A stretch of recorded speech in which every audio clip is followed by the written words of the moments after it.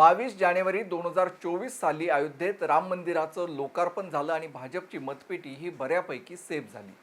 या मंदिराच्या निर्मितीनंतर रामराज्याला सुरुवात झाल्याचं बोललं जाऊ लागलं.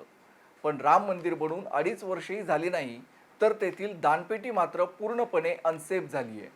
मंदिराच्या दानपेटीतून भाविकांच्या दानाची चोरी होऊन कोट्यवधींचा घोटाळा झाल्याचा आरोप आहे. रामराज्यात राम मंदिराची दानपेटी ही सुरक्षित राहत नसेल तर तिथे इतरांचं काय, असा प्रश्न तुम्हा आम्हा सर्वांनाच पडलाय. हा काही साधासुद्धा घोटाळा नाही. जवळपास 200 ते 1400 कोटींच्या घरात या घोटाळ्याची व्याप्ती असल्याचं विरोधकांचे आरोप आहेत. नेमका किती कोटींचा घोटाळा आहे हे तपासण्यासाठी योगी सरकारला SIT नेमावी लागली. एकीकडे SITचा तपास सुरू असताना दुसरीकडे राम मंदिराच्या ट्रस्टचे सरचिटणीस चंपत राय यांच्यासह काही पदाधिकारी संशयाच्या भोवऱ्यात अडकले. मंदिराच्या दानपेटीतील पैसे मोजणाऱ्या काही कर्मचाऱ्यांच्या मदतीनं कोट्यवधी लाटण्यात आल्याचं बोललं जातंय. इतकं सर्व होऊनही या मंदिराचं लोकार्पण करणारे पंतप्रधान नरेंद्र मोदी तसेच केंद्रीय गृहमंत्री अमित शहा याबाबत गप्प का, असा प्रश्न भक्तांना जरूर अस्वस्थ करतोय. हा सर्व घोटाळा नेमका कसा समोर आला आणि आत्तापर्यंत यात नेमकं काय काय घडलं, यामागचं सर्व रामायण जाणून घेण्यासाठी आपलं महानगर लाईव्हचा हा व्हिडिओ शेवटपर्यंत नक्की पहा. नमस्कार, मी उन्मेष खंडाळे. आपण पाहताय आपलं महानगर लाईव्ह.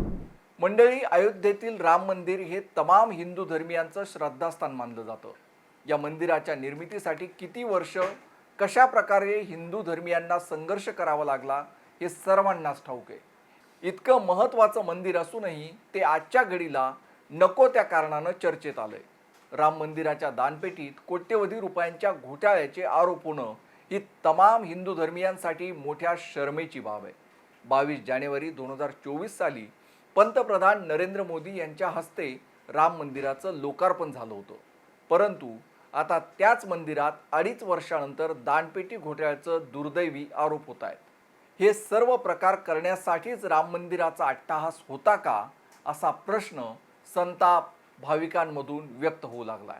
राम मंदिराचं उद्घाटन करून पंतप्रधान मोदींसह भाजपनं श्रेय जरूर घेतलं, परंतु आता त्याच मंदिरात दानपेटी घोटाळ्याचे खळबळजनक आरोप झाल्यानंतर सत्ताधारी मात्र गप्प आहेत.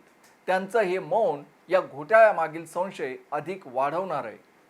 राम मंदिर ट्रस्टचे सरचिटणीस चंपत राय यांच्यासह ट्रस्टमधील कर्मचाऱ्यांवर घोटाळ्याचे आरोप म्हणजे कुंपणानं शेत खाण्यासारखं आहे. चंपत राय यांच्या नातेवाईकांसह चक्क ड्रायव्हरच्या घरातून पोतभर सोनं जप्त केल्याच्या बातम्या आहेत. अगदी 50 कोटींपेक्षा अधिकची बेकायदेशीर संपत्ती आढळून आल्यानं भाविकांच्या तळपायाची आग मस्तकात पोहोचली आहे. चंपत राय यांचा लाडका ड्रायव्हर मानला जाणाऱ्या रामशंकर यादवला मंदिर व्यवस्थेत ढवळाढवळ करण्यास विशेष सूट देण्यात आल्याचा आरोप आहे. देश विदेशातून येणाऱ्या श्रीमंत भाविकांसोबतच थेट संपर्क प्रस्थापित करण्याची मुभा त्याला देण्यात आली. राम मंदिरात येऊन लाख कोटींचे दान करणाऱ्या भाविकांना तो गाठायचा, अशी चर्चा आहे. त्यानं ट्रस्टमध्ये आपल्या मर्जीतल्या काही लोकांना नोकऱ्या मिळवून दिल्या होत्या. पैसे मोजणाऱ्या टीममध्ये त्याची काही माणसं कार्यरत होती. चंपत राय यांचा ड्रायव्हर असूनही त्याची संपत्ती काही कोटींच्या घरात पोहोचल्याची आकडेवारी आहे. दुसरीकडे त्याचाच एक सहकारी असणारा टिन्नू नावाच्या व्यक्तीवर मंदिरातील गेल्या 8 महिन्यांचे CCTV फुटेज डिलीट केल्याचा आरोप आहे. केवळ चंपत राय नाही तर राम मंदिराच्या दानपेटीतील पैसे मोजण्यासाठी नेमण्यात आलेल्या लवकुश मिश्रा या कामगाराच्या घरी चक्क शेणाच्या गौऱ्यांमध्ये लपवलेले 10 लाखांची रोकड जप्त करण्यात आली आहे. लवकुश मिश्राचा पगार हा जेमतेम 18 ते 20 हजार रुपये, परंतु त्याच्या घरी सापडलेली इतकी रोकड सर्वांनाच चक्रावणारी आहे. ही रक्कम लवकुश मिश्राची नसल्याचा दावा केला जातोय, परंतु तीच रक्कम घराबाहेर असणाऱ्या शेणाच्या गौऱ्यांच्या ढिगाऱ्यात का लपवावी लागली, याचं उत्तर त्यांच्याकडे नाही आहे. तर अनुकल्प नावाच्या आणखी एक कर्मचाऱ्याच्या घरातून मोठ्या प्रमाणात पैसे सापडल्याचं बोललं जातंय. नेमके कसे, किती कर्मचारी संशयाच्या भोवऱ्यात आहेत, याचा काही एक ठाव ठिकाणा नाही आहे. केवळ इतकंच नाही तर मंदिर ट्रस्टचे कार्यालय प्रभारी प्रकाश गुप्ता यांनी बँकेने ज्या एजन्सीच्या कर्मचाऱ्यांना कामावर लावलं होतं त्यांनीच ही चोरी केल्याचा आरोप आहे. राम मंदिरातील देणगीच्या रकमेची मोजणी करण्यासाठी सुमारे 44 कर्मचारी आहेत. त्यापैकी 40 कर्मचारी बँक आणि त्यांच्या एजन्सीचे आहेत.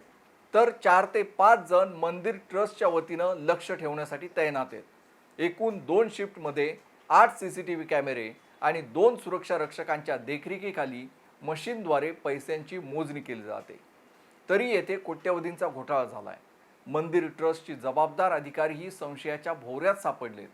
मंदिर ट्रस्टमध्ये एकूण 15 सदस्य आहेत। सर्व सदस्यांचा आर्थिक व्यवहारात हस्तक्षेप नसतो, परंतु आर्थिक व्यवहारांचे अधिकार केवळ सरचिटणीस चंपतराय आणि डॉक्टर अनिल मिश्रा यांच्याकडेच असल्याचं बोललं जात आहे, ज्यांच्या संयुक्त स्वाक्षरीनेच सर्व पेमेंट होतात। चंपतराय आणि अनिल मिश्रा हे एकेकाळी RSS सह विश्व हिंदू परिषदेशी संबंधित होते। दुसरीकडे RSS पदाधिकाऱ्यांचे निकटवर्ती असणारे आणि मंदिर व्यवस्थेच्या प्रभारी पदाची जबाबदारी असणारे गोपाळराव यांच्यावरही गैरव्यवहाराचे आरोप होत आहेत। गोपाळराव यांच्या जवळच्या लोकांनीही दर्शन पासच्या नावाखाली भरपूर कमाई केल्याचा आरोप आहे।